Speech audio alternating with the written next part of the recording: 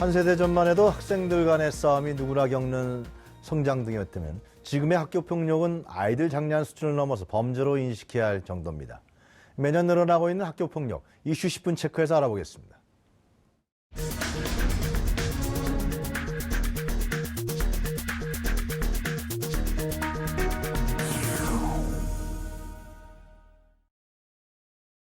대한법률공단 김현주 변호사 모셨습니다. 안녕하세요, 변호사님. 반갑습니다. 네, 자, 학교 폭력이 얼마나 심각합니까? 굉장히 심각해지고 있나 보죠? 네, 교육부 발표에 따르면 네. 지난 한 해 전국 초중고등학교에서 발생한 이 심의가 폭력으로 인한 심의가 2만 건이라고 하는데요. 2만 건이면 하루에 약 55건 정도의 학교 폭력이 발생을 했다는 건데 심각하네요. 이 정도면 상당히 심각한 수치죠. 그러네요.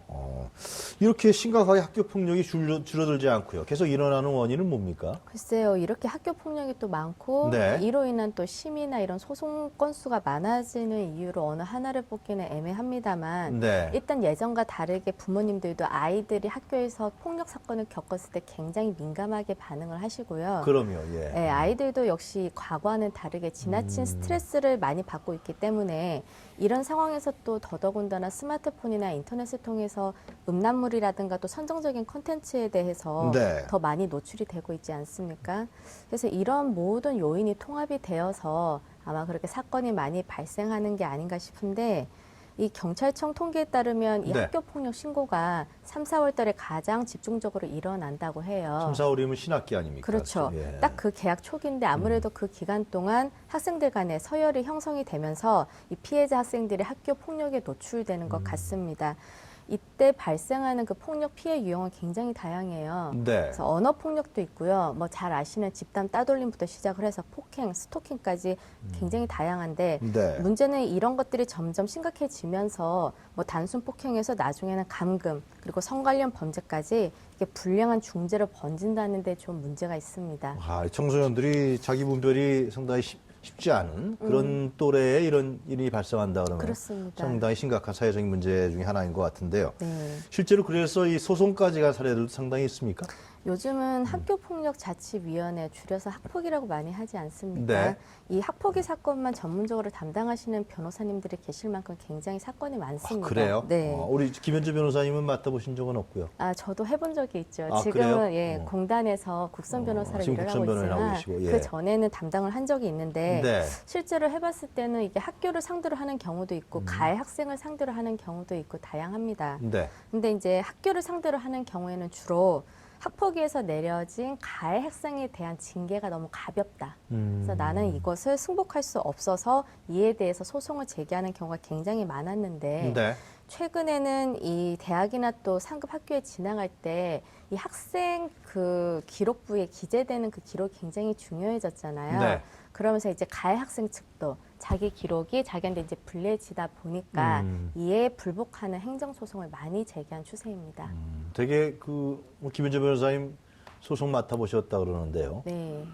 결론은 어떻게 납니까? 법원에서? 글쎄요, 케이스 바이 다르겠지만, 네. 그 학교에서 내리는 어떤 징계라든가 학폭에서 내리는 그 징계 자체는 네. 사실은 법원에서 이렇게 적극적으로 관여하기가 좀 어려운 측면이 있습니다. 그렇겠네요. 네, 그래서 아주 이렇게 현저하게 부적당한 경우만 아니면은 뭐 그렇게 소송에서 또 그 결과를 이렇게 뒤집는 경우는 실제로는 많지 않습니다. 그런데 학부모들이 소송 거는 이유는 왜 그러는 피해 건가요? 학생 입장에서는 가해 학생의 처분이 너무 가볍다는 것에 대해서 문제를 제기하고 싶었을 거고요. 네. 가해 학생의 입장에서는 이 징계가 나중에 나의 발목을 잡을까 봐 두려워서 또 소송을 제기를 하고요. 그런 것 같습니다. 그런 거군요. 그래서 지금 도입한 제도가 SPO 제도라고. 네, 맞습니다. 이 경찰들이 학교에 거주하는 겁니까? 어떻게 되는 겁니까? 학교에 상주를 하지는 않습니다. 네. 상주를 하지는 않는데 이게 뭐 스쿨 폴리스 오피서라고 해서 말 그대로 이게 학교 전담 경찰관이기는 한데 네. 조금 그런 문제가 지적이 되고는 있습니다. 뭐 상주도 하지도 않고 그리고 제도가 시행된 지 조금 1년이 못 되다 보니까 이 각급 학교별로 이렇게 분포가 되신 SPO들의 역할이 좀 들쭉날쭉해요. 실질적으로. 그러면 이 스쿨 폴리스 오피스인데 사무실인데 이건 뭐 그냥 관할 파출소에만 있는 거예요? 예, 그러면서 이제 몇 개 학교를 관리를 합니다. 아. 그러면서 그 역할이 범죄 예방 교육도 실시를 하고요. 네. 뭐 폭력 사건이 접수되면 그것도 뭐 이제 일을 하시고 아무래도 피해학생 보호도 하시고 좀 폭력 모임 선도나 단속 같은 이런 전반적인 업무를 수행을 하시는데 네. 현재로서는 좀 여기에 대한 문제점이 많이 지적이 되고 있는 게 사실이긴 합니다. 거기다 지난해 부산에서는 이 학교 전담 경찰관이 선도 대학생인 그 여학생과 성관계를 이렇게 가진 어떤 네, 그런 사건이 있었죠. 예. 그래서 무리를 빚기도 하는데 아직까지는 이 SPO에 대한 실효성 논란이 많기는 합니다만 앞으로는 나아지지 않을까 그럼 싶습니다. 말만 SPO지 오피스라는 거 사무실 준다는 거 아니에요, 그죠? 네, 근데 뭐 어쨌든 전담 경찰관을 배치를 해서 그 일만 전담적으로 맡게 하겠다는 게 그러려면 있었는데 인력과 예산이 필요할 텐데. 맞습니다. 예. 그 인력과 예산에 대한 부분은 여전히 현재 논의 중인 것으로 알려져 있습니다. 그냥 SPO 제도다. 예, 하고 그래서 그 있다. 실효성을 그런 좀 것이고. 늘리려면 말씀하신 대로 그 인력과 예산 문제도 똑같이 해결이 돼야 되는 게 아닐까 싶어요. 제가 알기로는 미국이나 유럽 같은 경우는 경찰이 학교에 특히 고등학교 이상 네. 상주하는 걸로 알고 있거든요. 네. 외국 같은 경우는 네. 우리나라보다는 학교 폭력이 아무래도 심각한 문제로 일찍 대두되다 보니까 네. 그 제도가 정착화된 지가 좀 시간이 지났기 때문에 그런 것 알겠습니다. 같습니다. 그렇다면 뭐 실효성 있는 대안을 어떻게 찾아볼 수 있을까요? 지금이 3월 딱 신학기 네. 초죠. 그래서 학교 폭력이 가장 많이 발생하는 시점인데 정말 실효성 있는 대안이 가장 필요한 때 같기는 합니다. 아까 말씀하신 그 외국의 경우를 들면 규칙을 어기거나 다른 학생에게 피해를 준 사실이 인정이 될 때는 네. 그 벌점이 생활기록부에 남아서 외국 같은 경우 취업까지 영향을 주기도 합니다. 이제 그 방법은 물론 나름대로의 부작용은 있겠지만 적어도 학교 폭력 자체는 우리나라보다는 감소하는 것 같고요. 네. 현재 우리나라도 생활기록부가 이 입학의 사정 자료로 쓰이고 있지 않습니까? 그렇기는 한데 이게 대학 입시에 국한되다 보니까 주로 고등학교 생활기록부만 또 중요하게 여겨지고 또 가해 학생의 경우에 그런 폭력 전과는 좀 그렇고 기록이 남았다 하더라도 이 기록이 사회 활동이나 취업 활동까지는 사실상 지장을 주지를 않거든요. 네. 그러다 보니까 아무래도 외국 같은 경우보다는 그 기록이 좀 중요성이 경하게 여겨지는 측면이 있습니다. 그런 측면이 있군요. 자, 그 성폭력 문제 좀 얘기해 주시죠. 이 또래 간의 성폭력도 상당히 증가하고 있다고 그러는데요. 네, 교내 성폭력도 굉장히 증가하고 있는 네. 추세입니다. 특히 매년 하는 그 학교폭력 실태 조사를 보면 그 성폭력 보고 건수가 기하급수적으로 증가를 하고 있는데 네. 이것 때문에 또 얼마 전에 여가부나 교육부 등 그 관계부처가 합동해서 이에 대한 대책을 또 논의한 적도 있는 걸로 알고 있어요. 근데 이 연구소 조사에 따르면 전국 초등학생 중에는 약 2, 3% 그리고 중학생은 약 1, 2% 정도가 성폭력의 피해자인 것으로 밝혀졌는데 네.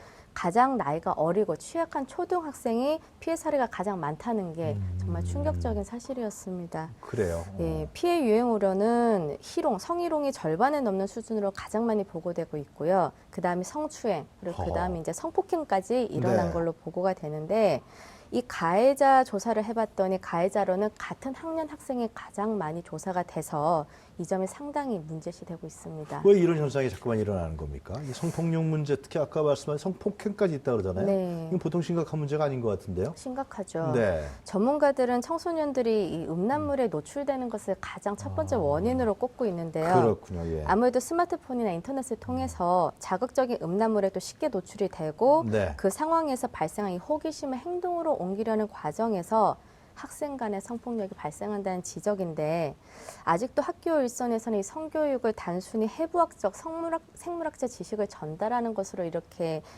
끝내는 경우가 많은 걸로 제가 알고 있는데 네. 요즘 학생들한테 그 정도의 성교육은 예. 좀 부족한 것 같고 그냥 뭐 인터넷 쳐보면 다 나오는 거 네, 아니에요, 그죠? 그렇습니다. 그러니까 가정에서도 자녀들이 내 자녀가 어떤 매체를 접하고 있는지를 확인을 하고 또 이제 왜곡된 성표현 같은 경우에는 이건 명백하게 잘못된 것이라고 밝혀주는 게 분명히 필요하고요. 네. 가해 학생 실제로 진술을 보면 뭐 재미 삼아서 또 한번 흥미 때문에 그래 봤다는 진술이 실제로 굉장히 그런 사례를 좀 많은데 보셨겠네요, 많죠. 변호사님? 굉장히 안타깝죠. 그런 진술을 들으면. 네. 그래서 학생 간의 이 성관련 행위는 범죄죠. 예, 이게 범죄가 됐을 때는 명백하게 이게 불법성이 있다는 것을 주지를 시켜야 되고 학교 당국에서도 문제가 발생한 경우에는 이를 쉬쉬하면서 덮기보다는 피해 학생을 적극적으로 보호하고 네. 또 경우에 따라서는 적절한 징계를 할 수 있도록 노력하는 자세가 필요한 시점이 아니지 않나 그렇다면 싶습니다. 이런 청소년들의 성폭력이라든가 이런 폭행 이런 부분들을 막는 길은 사전에 예방하는 길 아니겠어요? 사전 교육이 가장 중요한 것 같아요, 그죠? 아무래도 근본적인 처벌 위주로 간다 그래도 뭐 의미가 없는 거 아니에요, 그죠? 그렇죠. 예. 근본적인 방면으로는 말씀하신 그런 어떤 사전 예방 교육이 가장 중요한데 네. 이에 대한 제도는 사실상 지금 많이 시행이 되고 있어요. 그래요? 예, 인터넷상으로 사실상 이렇게 검색을 해보시면 청소년 유해 정보는 성인 인증을 해야지만 읽을 수 있고 하다못해 노래 가사도 조금 이게 청소년에게 유해하다 싶은 가사가 있는 경우에는 마찬가지로 성인 인증이 되어야지만 들을 수 있고요. 네. 또 제가 알기로는 스마트폰을 요즘 많이 쓰니까 청소년 음란물 차단 앱도 배포되어 있는 걸로 알고 있습니다만은 이런 법률적인 규제로는 아무래도 한계가 있는 게 사실입니다. 청소년 음란 웹이 그냥 횡행하고 있지 않나요? 청소년들 쉽게 볼 수 있게 쉽게 많이 노출이 되죠. 그러다 보니까 가정과 학교에서도 학생들이 음란물 접근이 쉽다는 사실을 좀 문제로 인식을 하고 또 그로 인해서 발생할 수 있는 범죄들을 인지를 하고 있을 필요가 있죠. 네. 또 요즘같이 각종 SNS가 개방화되어 있을 때는 이 SNS를 통해서도 굉장히 범죄에 노출되기가 쉬워요. 네. 그리고 실제로 사건도 많이 발생을 합니다. 근데 사실상 이 SNS는 부모나 교사 같은 제3자가 이걸 보기가 굉장히 쉽지가 않거든요. 예. 그래서 이런 문제를 접근을 사실상 막는 거는 좀 불가능하지 않나 싶고 네. 이렇게 음란물에 노출되기 쉬운 청소년들에게 가정이나 학교에서 더 많은 주의를 기울일 필요가 있는 것 같습니다. 예, 말씀 잘 들었습니다. 감사합니다. 네, 지금까지 김현주 변호사였습니다.